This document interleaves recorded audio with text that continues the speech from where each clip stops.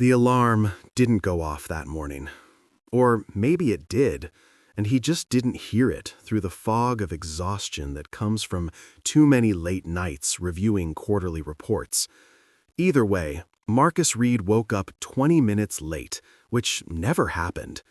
His entire life ran on precision, on schedules synchronized to the minute, on efficiency that left no room for error. He showered quickly, skipped breakfast, and was halfway down the marble staircase of his penthouse when his phone buzzed. It was Gerald, his driver. "Sir, I'm terribly sorry, but the car won't start. I've called for a mechanic, but it might take an hour, maybe more." Marcus stopped mid-step. An hour? He had a board meeting at 9, investors flying in from Singapore, contracts worth millions waiting for his signature.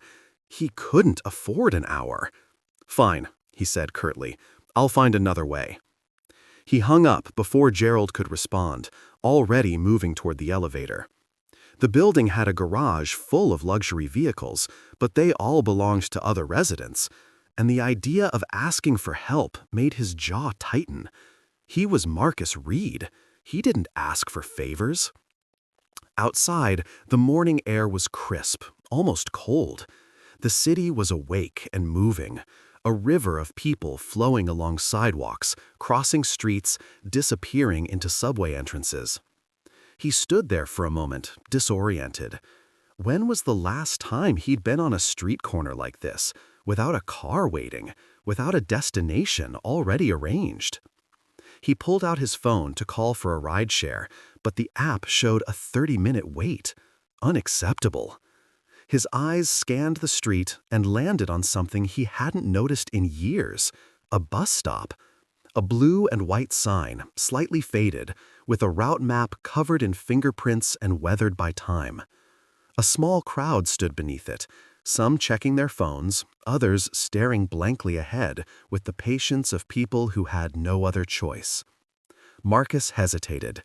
He had taken a bus exactly twice in his life, both times in college when his beat-up sedan had broken down.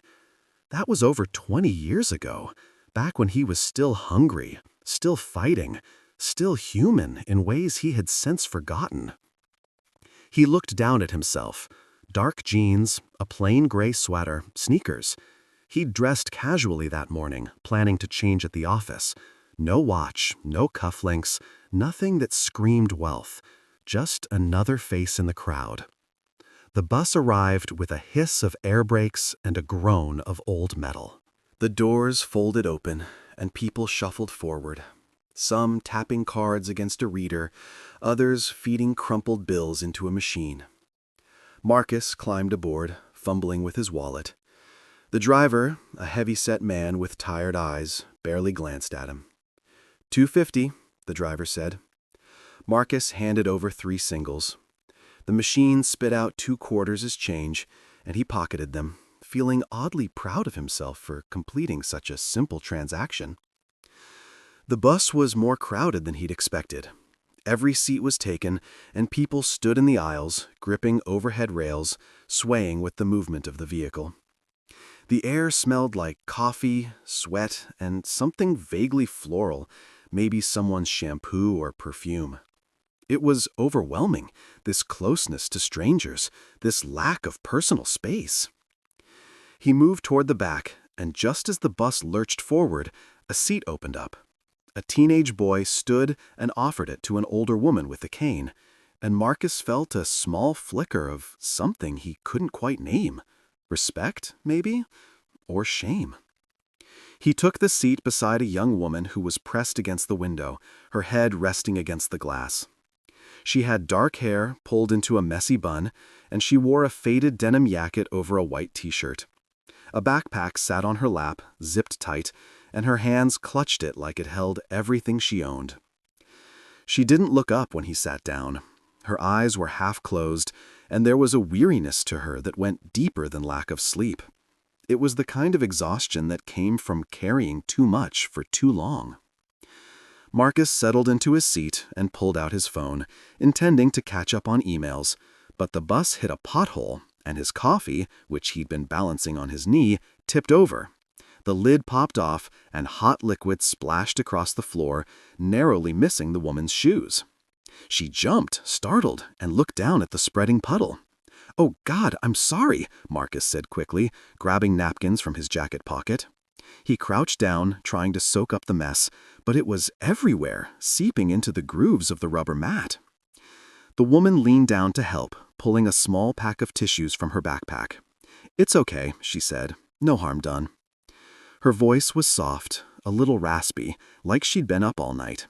She handed him a few tissues, and their hands brushed briefly. Hers were cold. "Thanks," he said. "I'm not used to this." She smiled faintly. "The bus?" "Yeah. And coffee without a cup holder." She laughed, a quiet, tired sound. "Welcome to public transportation." They finished cleaning up the mess as best they could, and when they sat back down, the atmosphere between them had shifted. The silence was less awkward now, more comfortable.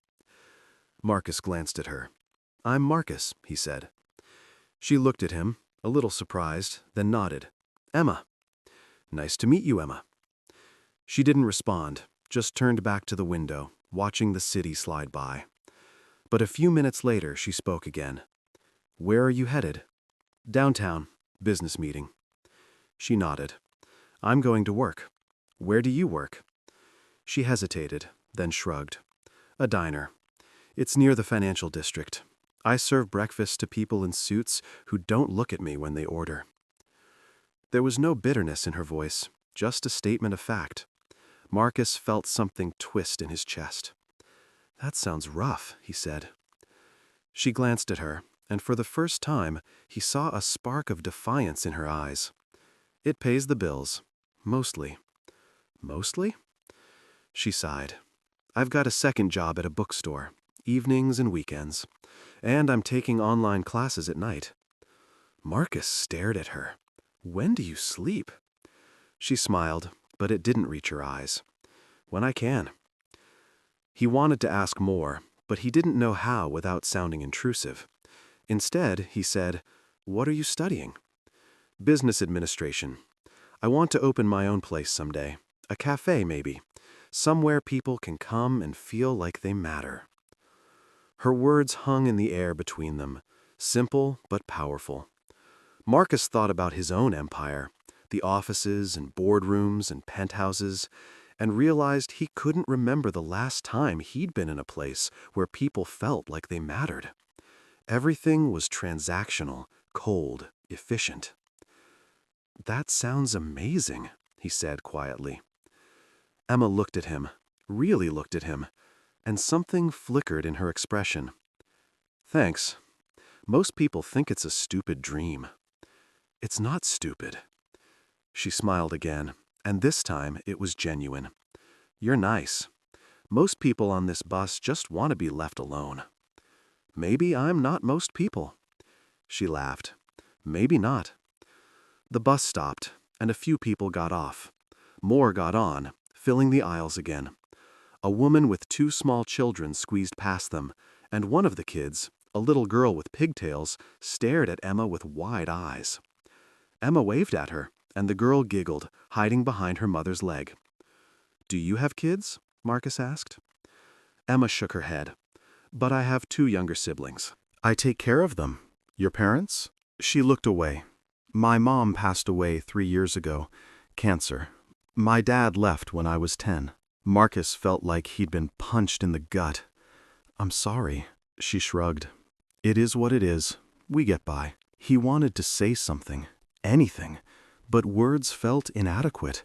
So he just sat there, listening to the rumble of the bus, the chatter of passengers, the distant wail of a siren.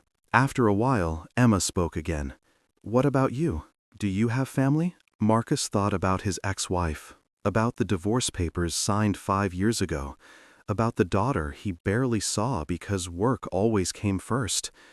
He thought about his parents, both gone, buried in a cemetery he visited once a year out of obligation rather than love. "Not really," he said. Emma nodded, and they fell into silence again. But it wasn't uncomfortable. It felt almost peaceful, This quiet understanding between two strangers on a crowded bus. The bus turned onto a busy street, and Emma glanced at her phone. "This is my stop," she said. She stood, slinging her backpack over one shoulder, and Marcus felt a strange reluctance to let her go. "It was nice talking to you," he said. She smiled. "You too, Marcus. Good luck with your meeting." "Thanks. Good luck with your dream." She looked surprised, then nodded. "Thanks." She moved toward the front of the bus, and Marcus watched her go. This young woman with tired eyes and a backpack full of hope. The doors opened, and she stepped out into the morning rush, disappearing into the crowd. Marcus stayed on the bus for another 10 minutes, staring out the window, thinking about everything she'd said. When he finally got off at his stop, he walked to his office building in a daze, barely noticing the gleaming lobby or the elevator that whisked him up to the 40th floor. His assistant greeted him with a stack of files and a reminder about the board meeting, but Marcus barely heard her. He went into his office, closed the door, and sat down at his desk. For the first time in years, he didn't open his laptop. He didn't check his emails. He just sat there, staring at the city below, thinking about a woman named Emma who worked 2 jobs and studied at night and still found the strength to smile at a stranger on a bus. The board meeting was a blur. The investors from Singapore presented their proposals. The numbers looked good. The projections were solid. Marcus nodded at all the right moments, signed the documents that were placed in front of him, but his mind was elsewhere. He kept thinking about Emma's words, about the cafe she wanted to open, about the way she'd said people should feel like they matter. After the meeting, his CFO, a sharp woman named Patricia, cornered him in the hallway. "Are you feeling all right?" she asked. "You seem distracted in there." "I'm fine," Marcus said. "Just tired." She studied him for a moment. "You know, you've been pushing yourself pretty hard lately. Maybe you should take some time off." "Maybe," he said, but he knew he wouldn't. That evening, he sat in his penthouse, surrounded by luxury that suddenly felt hollow. The floor-to-ceiling windows offered a stunning view of the city, but all he could see were the lights of buildings filled with people he didn't know, living lives he couldn't imagine. He poured himself a glass of scotch, expensive, aged, meaningless. He thought about calling his daughter, but it was late, and she was probably already asleep. He thought about calling one of his few remaining friends, but what would he say? That he'd met a woman on a bus who had made him question everything he'd built? Instead, he went to bed early, but sleep didn't come. He lay there in the dark, replaying the conversation over and over, thinking about the exhaustion in Emma's eyes, the determination in her voice, the dream she was chasing despite impossible odds. That night, Marcus couldn't sleep. He lay in bed, staring at the ceiling, replaying the conversation over and over. He thought about her words, about the way she'd talked about her life with such raw honesty. No self-pity, no bitterness, just a quiet determination to keep going. He thought about his own life, the endless pursuit of more, the meetings and deals and numbers on a screen that meant everything and nothing at the same time. When was the last time he'd done something that mattered? When was the last time he'd connected with another human being, not as a business associate or a transaction, but as a person? He sat up, grabbed his phone, and started searching. It took him a while, but he finally found it. A small diner near the financial district, open early for the breakfast crowd. The website was basic, just a menu and an address, but it was enough. The next morning, Marcus woke up early, earlier than usual. He dressed in the same casual clothes, jeans and a sweater, and left the penthouse without calling Gerald. He walked to the bus stop, the same one from yesterday, and waited. The bus arrived, and he got on, scanning the faces of the passengers. She wasn't there. He rode to the financial district and got off, walking through the crowded streets until he found the diner. It was a small place, wedged between a dry cleaner and a pharmacy. The sign above the door was faded, the paint peeling. But through the window, he could see people inside, sitting at booths, drinking coffee, reading newspapers. He pushed open the door, and a little bell chimed. The smell of bacon and toast hit him immediately, warm and comforting. A few people glanced up, then went back to their meals. And then he saw her. Emma, behind the counter, pouring coffee for a man in a suit who didn't look at her, just kept scrolling through his phone. Marcus slid into a booth near the window and picked up a laminated menu. His heart was pounding, and he felt ridiculous. What was he doing here? What was he hoping to accomplish? A moment later, Emma appeared beside his table, her notepad in hand. "What can I get you?" She didn't recognize him at first, but then she looked up, and her eyes widened. "Marcus?" He smiled. "Hi." She stared at him, confused. "What are you doing here?" "I wanted to see you again." She glanced around, suddenly self-conscious. "Why?" "Because yesterday, on the bus, you reminded me of something I'd forgotten." "What?" "That there's more to life than just surviving. That there's meaning in the struggle, in the dream, in the hope that things can be better." Emma's expression softened. She set down her notepad and glanced toward the kitchen, where an older man with a grease-stained apron was flipping pancakes. "I have a break in 10 minutes," she said. "Can you wait?" "Of course." She brought him coffee and a plate of toast, then disappeared into the back. Marcus ate slowly, watching the morning rush of customers. They were all ordinary people, workers grabbing breakfast before long shifts, students studying over coffee, elderly couples sharing newspapers. This was the real world, the one he'd been insulated from for so long. When Emma returned, she slid into the booth across from him, looking tired but curious. "So," she said, "you really came all the way here just to see me?" "I did." She laughed softly. "That's a little crazy, you know." "Maybe. But yesterday, talking to you, I felt something I haven't felt in years." "What's that?"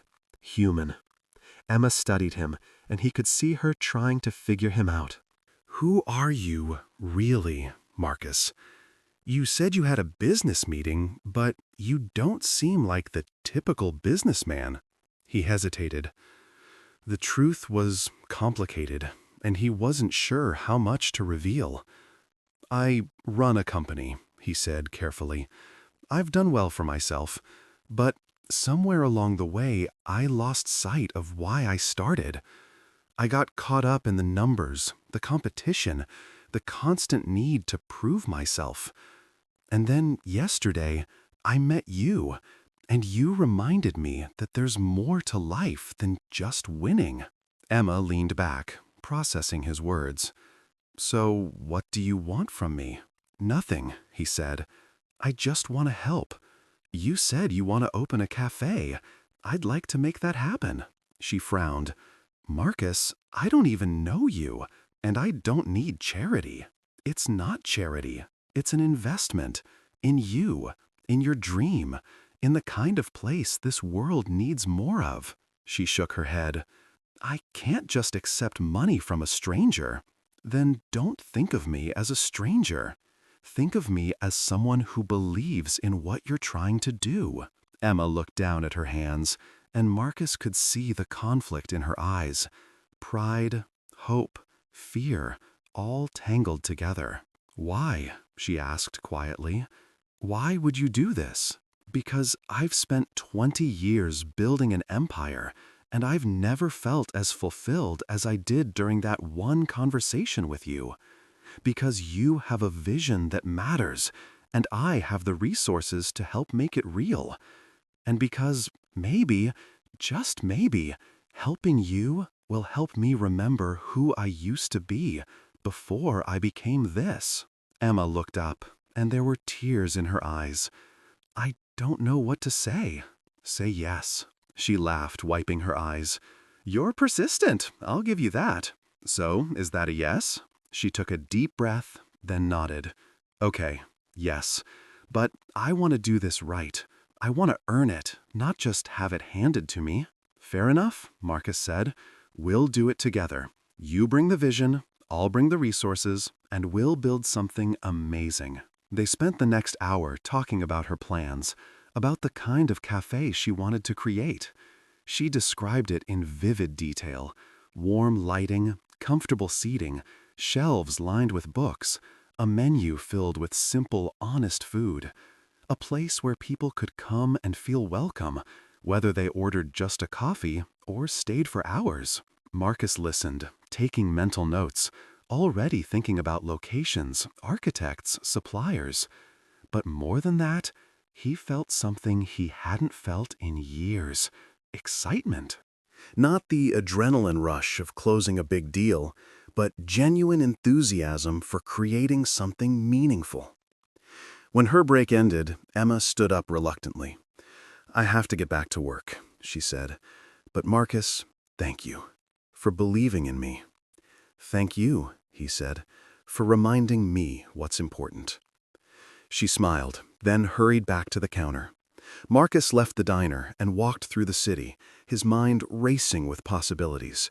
For the first time in years, he felt like he was on the right path. Over the next few weeks, Marcus and Emma met regularly, sometimes at the diner during her breaks, sometimes at coffee shops after her evening shift at the bookstore. Once even on the bus, riding together through the city while they discussed plans and possibilities. Marcus introduced her to people who could help: a real estate agent who specialized in commercial properties, an architect who had designed some of the city's most beloved restaurants, a lawyer who could navigate the maze of permits and licenses. Emma was overwhelmed at first, intimidated by these professionals with their expensive suits and confident manner. But Marcus stayed by her side, translating the jargon, asking the questions she was afraid to ask. He watched as she transformed from nervous and uncertain to confident and determined. She had ideas, good ones, and once she realized that these people were there to help her, not judge her, she spoke up. She pushed back when they suggested things that didn't align with her vision. She insisted on details that mattered to her: sustainable materials, fair wages for staff, partnerships with local suppliers. Marcus found himself learning from her. He had built his company through aggressive expansion and ruthless efficiency, always focused on the bottom line. But Emma approached business differently. She cared about the impact, about the people, about creating something that would make the world a little bit better. One afternoon, they were touring a potential location, an empty storefront in a neighborhood that was just starting to gentrify.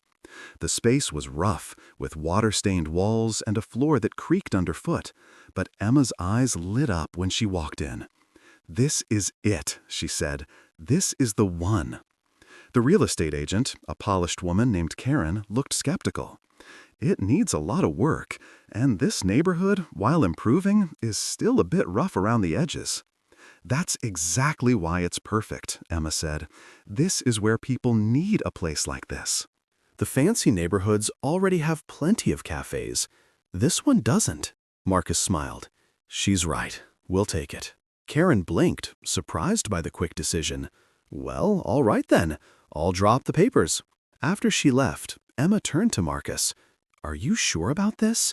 It's going to cost a lot to renovate." "I'm sure," he said. "This is your vision. I trust your instincts." She looked around the empty space, and he could see her imagining what it would become. "The counters here," she said, gesturing. "Tables by the windows. Bookshelves along that wall. Maybe a small stage in the corner for open mic nights." "It's going to be beautiful," Marcus said. She smiled. "I hope so." The renovation took months. Emma worked her 2 jobs while also overseeing every detail of the cafe's construction. She chose the paint colors, the light fixtures, the furniture. She interviewed potential staff members, looking for people who shared her values, who understood that this wasn't just a job, but a mission.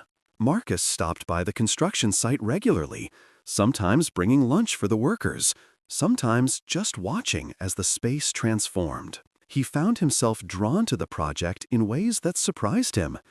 He had overseen dozens of construction projects in his career, but this felt different, This mattered.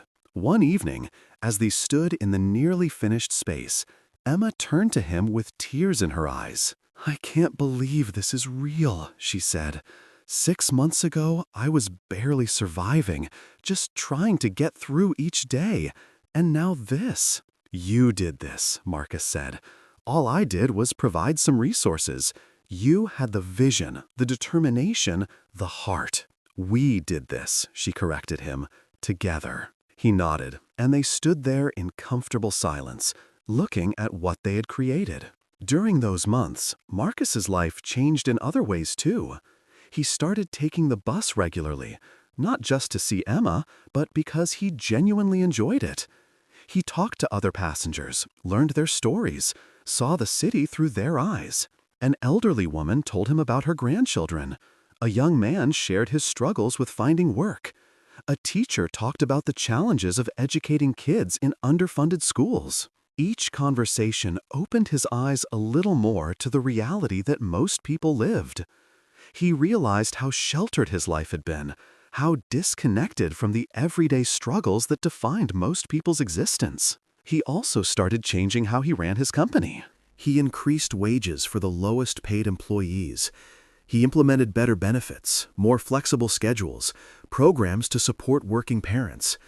His executives were skeptical at first, worried about the impact on profits, but Marcus insisted. "People aren't just resources," he told them in a board meeting. "They're human beings with lives and families and dreams. If we want loyalty and productivity, we need to treat them that way." The changes were gradual, but they made a difference. Employee satisfaction increased, turnover decreased, and to the surprise of his CFO, profits didn't suffer.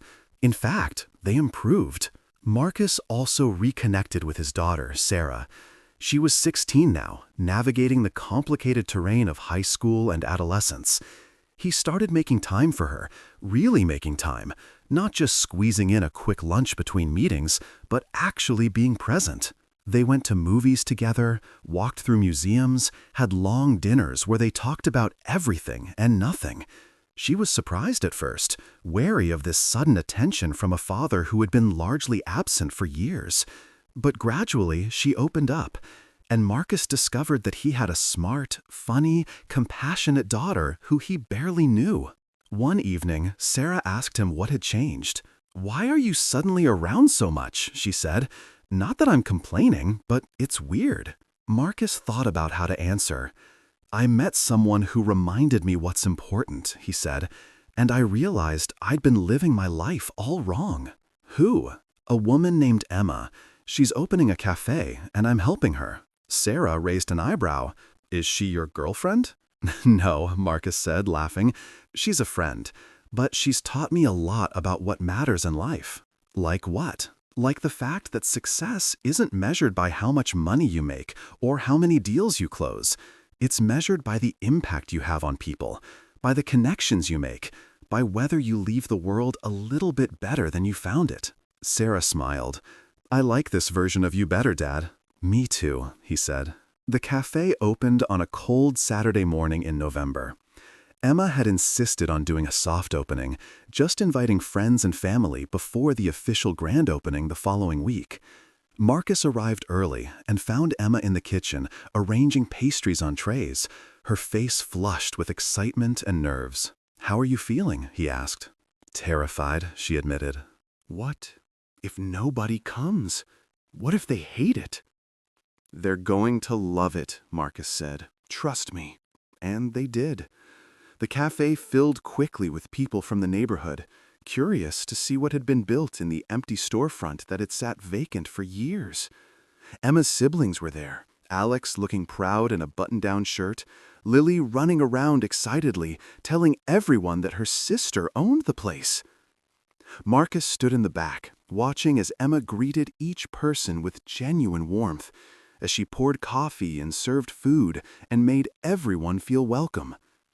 This was her gift, he realized.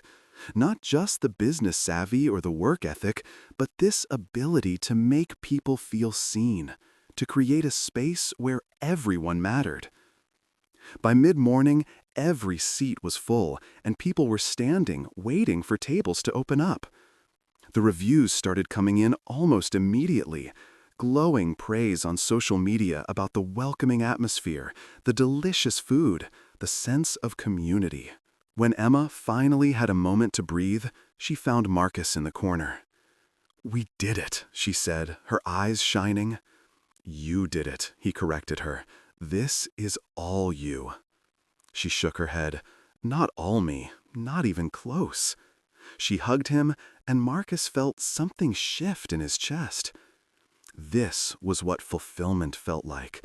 Not the adrenaline of closing a deal or the satisfaction of beating a competitor, but the quiet joy of helping someone achieve their dream. Over the following months, Emma's Cafe became a neighborhood institution. People came not just for the coffee and food, but for the atmosphere, for the sense of belonging.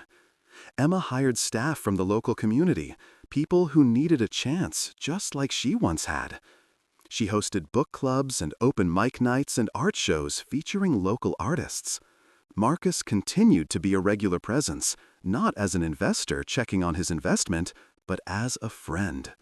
He would sit at his usual table by the window, working on his laptop, enjoying the hum of conversation around him. Sometimes Emma would join him during slow periods, and they would talk about everything and nothing. One afternoon, a man in an expensive suit walked in, looked around with obvious disdain, and ordered a black coffee. When Emma brought it to him, he complained that it wasn't hot enough, that the cafe was too crowded, that the music was too loud. Emma handled it with grace, offering to remake his drink, but the man continued to be rude, his voice rising as he criticized everything about the place. Marcus felt his anger rising, but before he could intervene, Emma did something unexpected. She smiled at the man, set down the coffee, and said calmly, "I'm sorry, this isn't what you were looking for. There's a chain coffee shop 2 blocks down that might be more your speed. But if you decide to stay, I'd appreciate it if you'd treat my staff with respect. They work hard, and they deserve kindness." The man stared at her, taken aback. A few other customers applauded softly. The man left in a huff, and Emma went back to work as if nothing had happened. Later, Marcus asked her about it. "That was impressive," he said. "How did you stay so calm?" She shrugged. "I've dealt with people like that my whole life. You can't let them get to you. Besides, for every one person like him, there are 20 people like them." She gestured toward a table where a group of elderly women were laughing over tea, toward a young couple sharing a pastry, toward a man working on his laptop with a look of intense concentration. "Those are the people I'm doing this for," she said. "The ones who need a place where they feel welcome." Marcus nodded, and once again, he found himself learning from her. She had a wisdom born from struggle, from years of being overlooked and underestimated. She had learned to focus on what mattered and let go of what didn't. As the first anniversary of their meeting approached, Marcus found himself reflecting on how much his life had changed. He was still wealthy, still successful by conventional measures, but none of that mattered as much as it once had. What mattered was the work he was doing with his foundation, the relationships he had rebuilt with his daughter, the time he spent at Emma's Cafe, surrounded by real people living real lives. He thought about that morning when his car had broken down, when he'd been forced to take the bus. At the time, it had seemed like an inconvenience, a disruption to his carefully ordered existence. But it had been the best thing that ever happened to him. One Sunday morning, exactly 1 year after their first meeting, Marcus took the bus to the cafe. It was a ritual now, this weekly journey, and he looked forward to it. The route was familiar, the faces of regular passengers recognizable. He greeted the bus driver by name, chatted briefly with an elderly woman he'd been seeing on the bus for months. When he arrived at the cafe, Emma was already there, setting up for the day. She smiled when she saw him. "Right on time," she said. "Wouldn't miss it," he replied. They had developed a comfortable routine. He would order his usual coffee, sit at his usual table, and work for a few hours while the cafe filled with its Sunday morning crowd. Emma would join him whenever she had a break, and they would talk about the week, about her siblings, about the books they were reading. Today, though, Emma seemed different, more thoughtful, more serious. "Can we talk?" she asked during a quiet moment. "Of course." She sat down across from him, and for a moment she didn't speak. Then she said, "I've been thinking a lot about this past year, about everything that's happened." "Me too," Marcus said. "You changed my life," she said. "You know that, right? Not just with the cafe, but with everything. You believed in me when I didn't believe in myself. You showed me that dreams can come true if you're willing to work for them." "You changed my life too," Marcus said. "You reminded me what it means to be human, to connect with people, to care about something beyond profit and power." She smiled. "We make a good team. The best." They sat in comfortable silence for a moment, watching the cafe fill with people. Marcus thought about all the conversations they'd had, all the time they'd spent together, all the ways they'd challenged and inspired each other. "You know what's funny?" Emma said.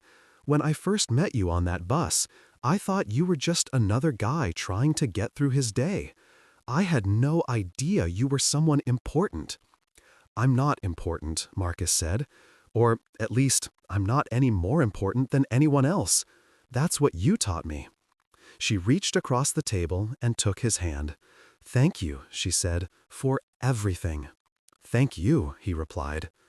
And in that moment, sitting in the cafe they had built together, surrounded by the community they had helped create, Marcus realized that he had finally found what he'd been searching for all along.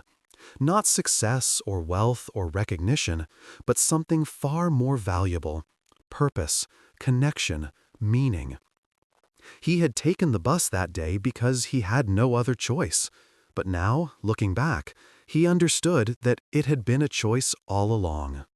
The choice to open his eyes, to listen, to care, to change. And it had made all the difference. As the weeks turned into months and the cafe continued to thrive, Marcus found himself spending more and more time there. It had become his second home, a place where he felt more himself than anywhere else. He started hosting small mentorship sessions there, meeting with young entrepreneurs who needed guidance, offering advice and connections, and sometimes financial support. Emma watched all of this with quiet pride. "You've become a completely different person," she told him one evening as they were closing up the cafe together. "Not different," he said, "just more myself. The person I was always supposed to be." She smiled. "I'm glad I got to be part of that journey." "You didn't just get to be part of it," Marcus said. "You created it. That day on the bus, when you talked about your dream, about creating a place where people matter, you planted a seed, and it grew into all of this." He gestured around the cafe, at the photos on the walls of regular customers, at the community bulletin board covered with local events and job postings and thank you notes, at the bookshelf where people could take a book or leave one. "This place is more than just a cafe," he said. "It's a reminder of what's possible when people care about each other, when they invest in community instead of just in profit." Emma's eyes filled with tears. "Sometimes I can't believe this is real, that we made this happen." "Believe it," Marcus said. "You earned every bit of it."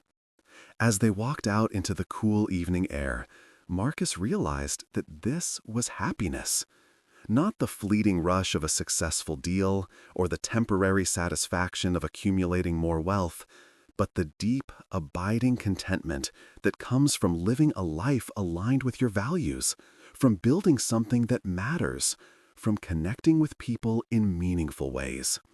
He thought about the man he had been a year ago, rushing through life, isolated in his wealth, disconnected from humanity. That man seemed like a stranger now.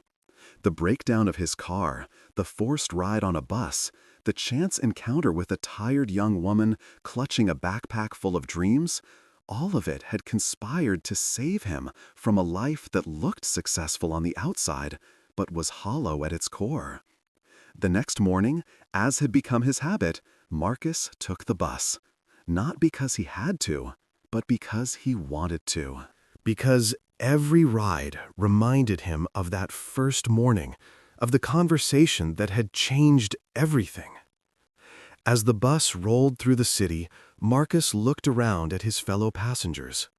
Each one had a story, dreams, struggles, hopes. The teenager with headphones, probably lost in music, the woman with tired eyes heading to work, the older man reading a newspaper with careful attention. They were all just trying to get through their days, to build better lives, to find meaning and connection.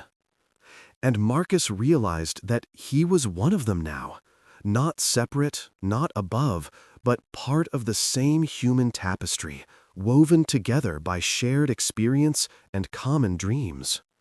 When he got off at his stop and walked toward the cafe, he saw Emma through the window, already at work, greeting the first customers of the day with her warm smile. He pushed open the door and she looked up, her face brightening. "Good morning," she called out. "Good morning," he replied.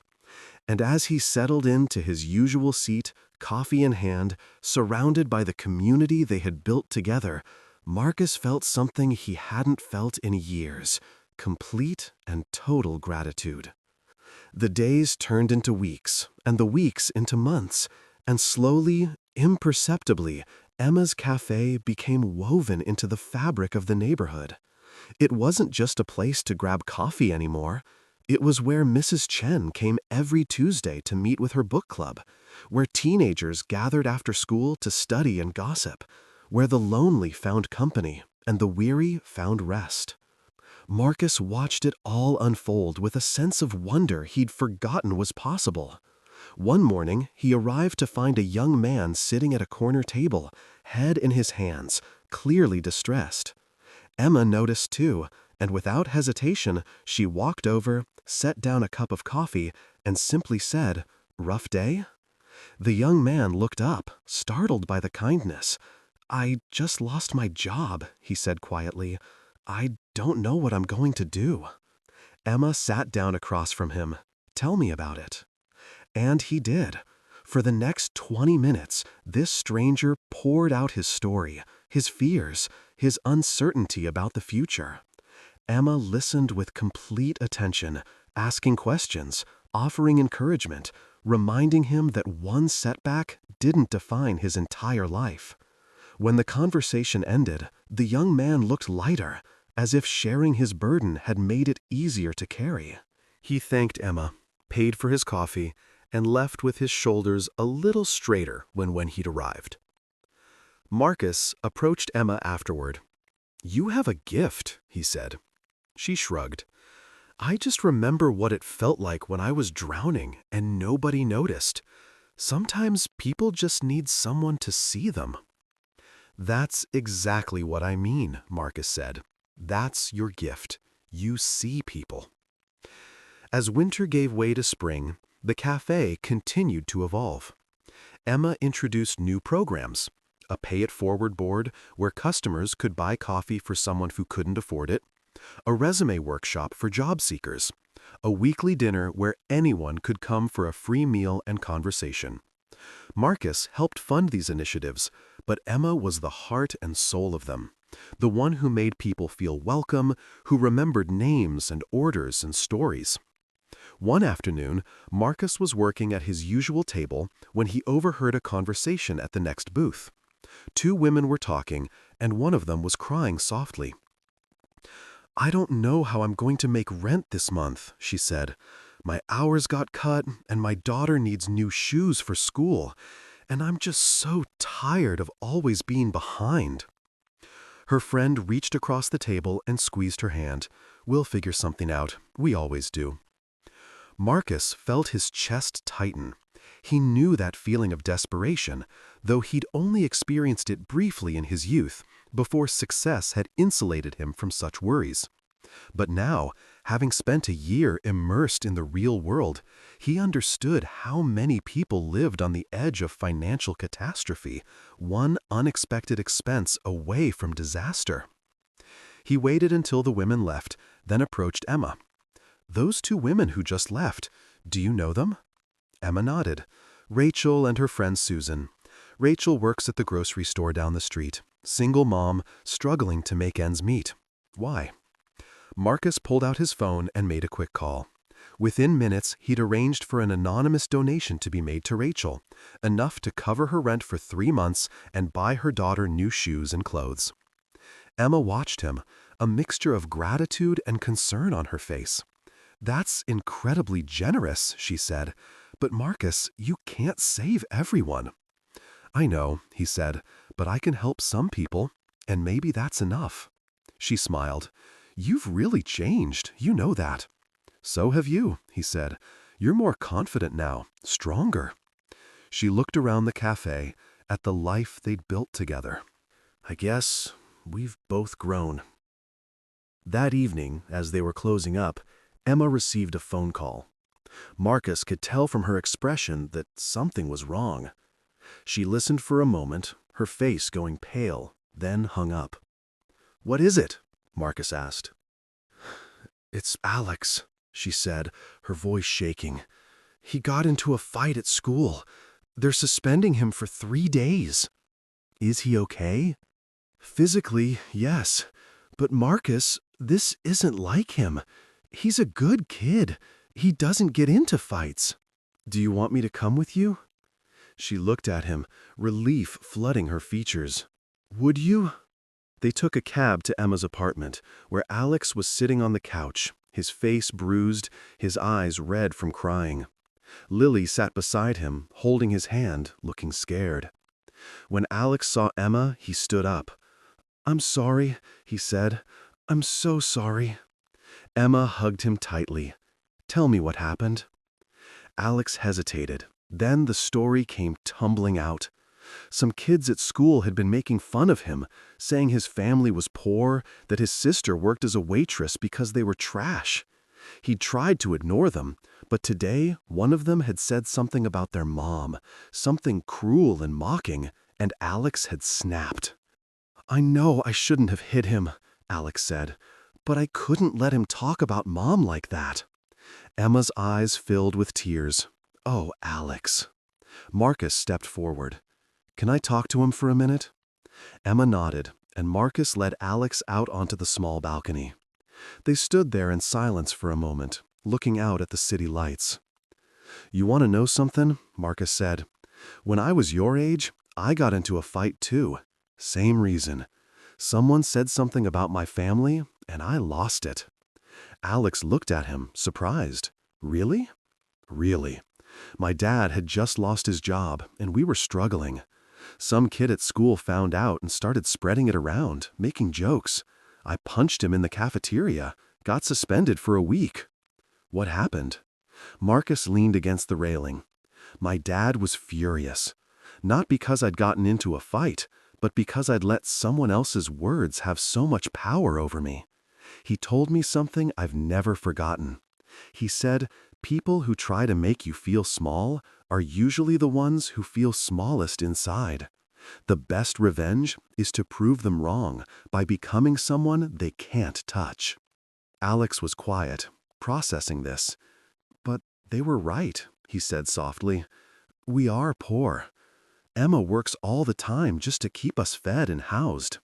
Marcus turned to look at him. "Being poor isn't a character flaw, Alex. It's a circumstance, and your sister is working hard to change that circumstance. Not just for herself, but for you and Lily. That takes courage and strength. There's nothing shameful about it." "I just hate that she has to work so hard."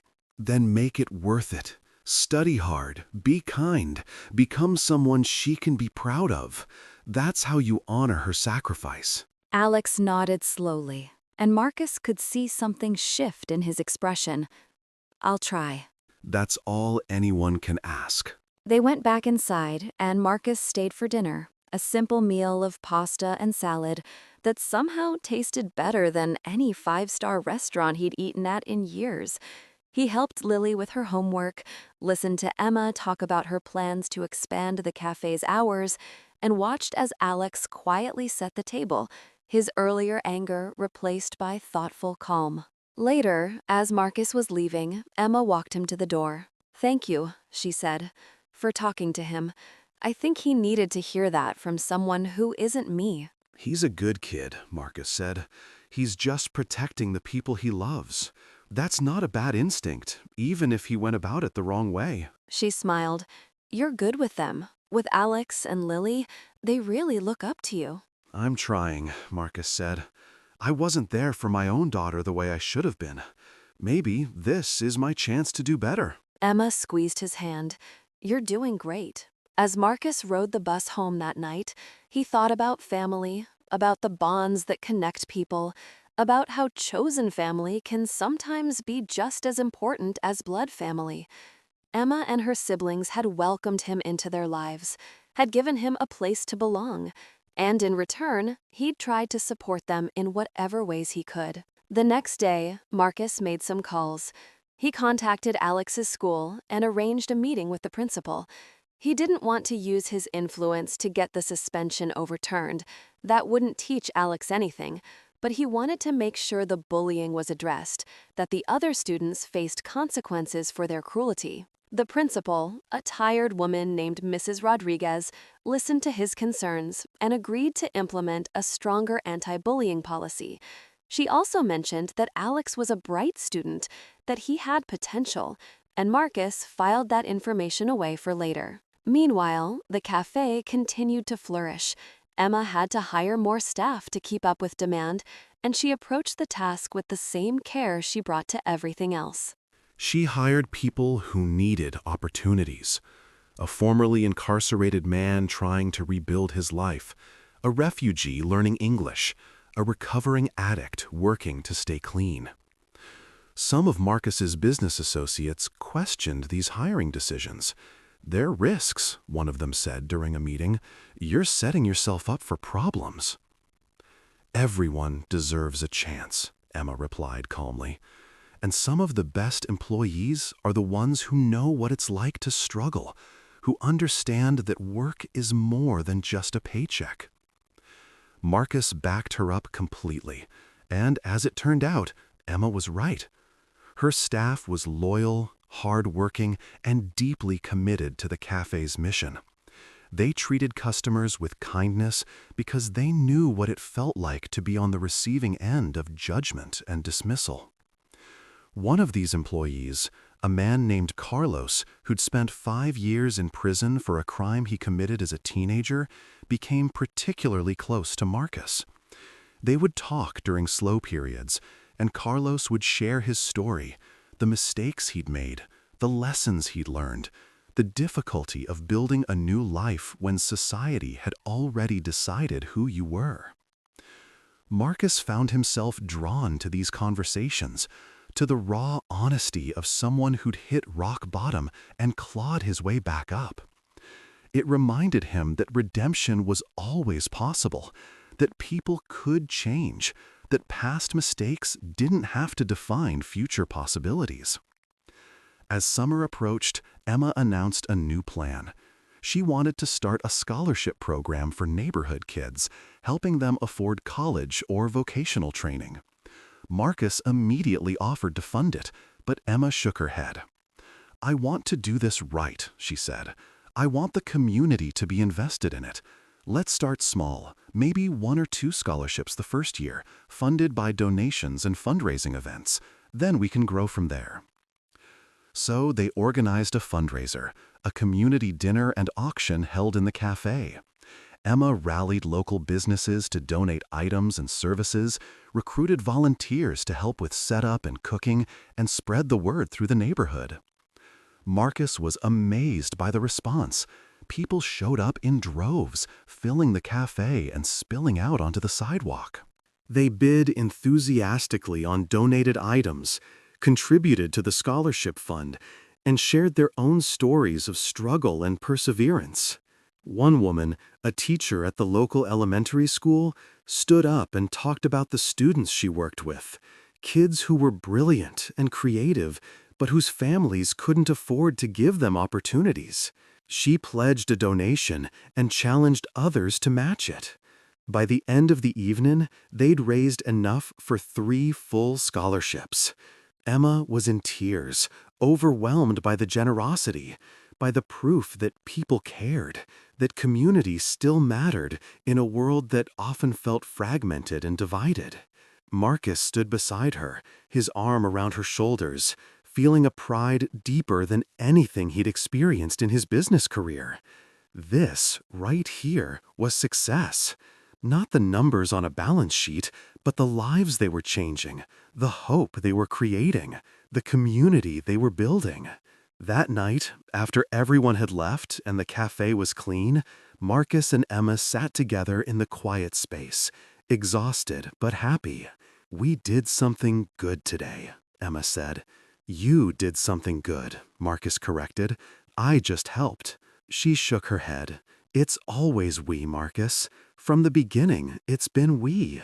He looked at her, this woman who'd stumbled into his life on a random Tuesday morning, who challenged him and inspired him and reminded him what it meant to be human. She was his best friend, his partner in this crazy venture, the person who made him want to be better. "I don't know what I did to deserve you," he said quietly. She smiled. "You took the bus." They both laughed, and in that moment, Marcus understood that the best things in life were often the ones you didn't plan, the unexpected encounters that changed everything, the small choices that led to big transformations. As the months continued to pass, Marcus found himself increasingly integrated into Emma's world. He attended Lily's school play and cheered louder than anyone else. He helped Alex study for the SATs, sharing strategies and encouragement. He became a fixture at Sunday dinners, bringing wine and dessert and stories from his week. His own daughter, Sarah, noticed the changes. She visited the cafe one Saturday and was surprised to find her father behind the counter, helping during a busy rush, laughing as he fumbled with the espresso machine while Emma teased him. "Dad, what are you doing?" Sarah asked, half amused, half confused. "Learning to make coffee," Marcus said, grinning. "Apparently I'm terrible at it." Emma came over and hugged Sarah. "You must be Sarah. Your dad talks about you all the time." Sarah looked between them, trying to understand this new dynamic. "Is this where you've been spending all your time?" "Most of it," Marcus admitted. "It's become my second home."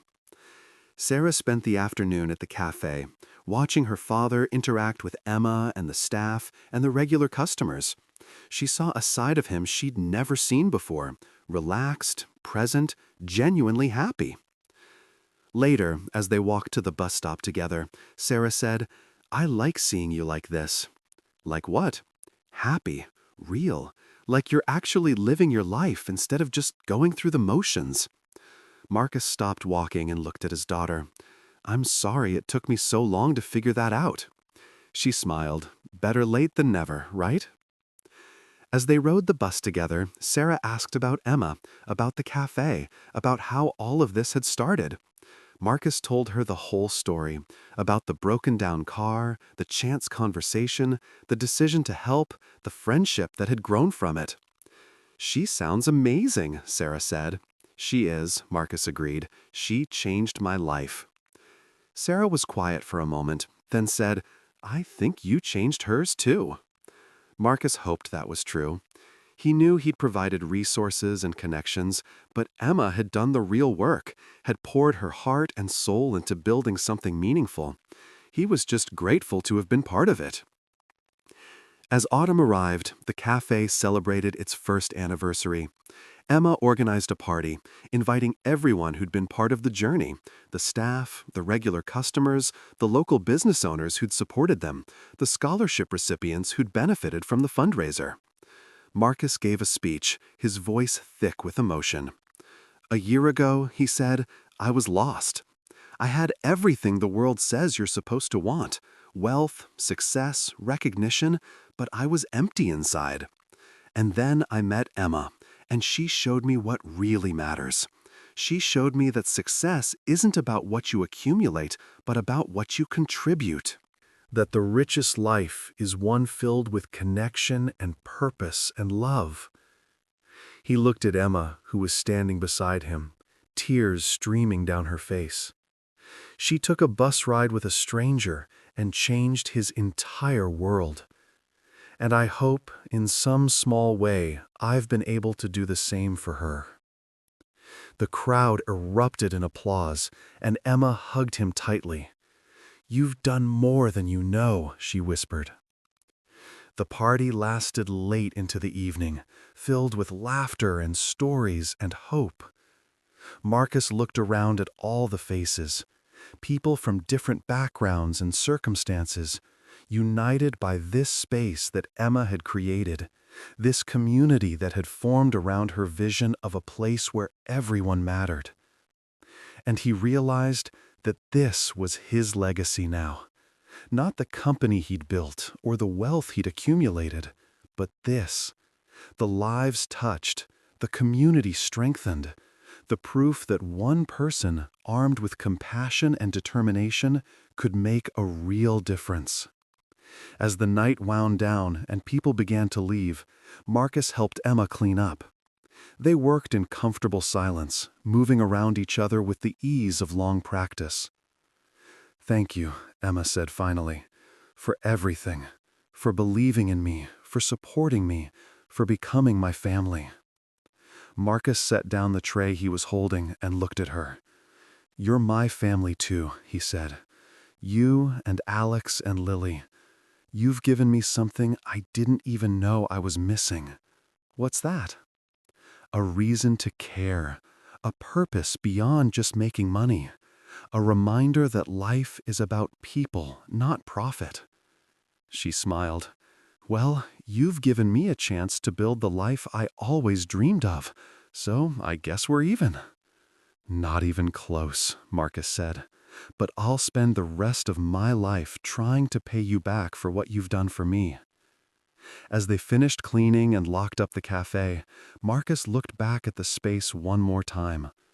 Through the window, he could see the empty tables and chairs, the bookshelf lined with well-worn volumes, the community bulletin board covered with photos and announcements and thank you notes.